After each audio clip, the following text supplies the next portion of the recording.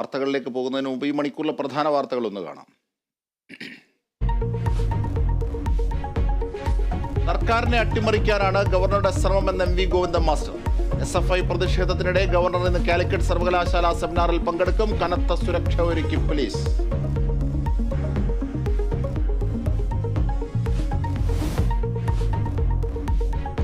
തെക്കൻ തമിഴ്നാട്ടിൽ കനത്ത മഴ.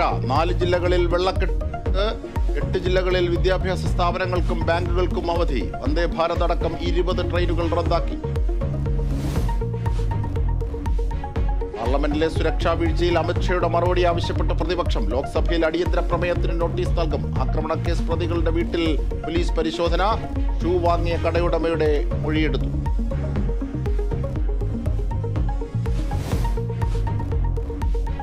വാഗേരിയിലെ നരഭോജിക്കടുവയ്ക്കായി രാത്രി ഏറെ വൈകിയും തെരച്ചിൽ. പശുവിനെ പിടിച്ച സ്ഥലത്ത് കടുവയുടെ സാന്നിധ്യം സ്ഥിരീകരിച്ച് വനം വകുപ്പ്. പ്രദേശത്ത് തമ്പടിച്ച RRT സംഘവും. ദൗത്യം 10ാം ദിനത്തിൽ.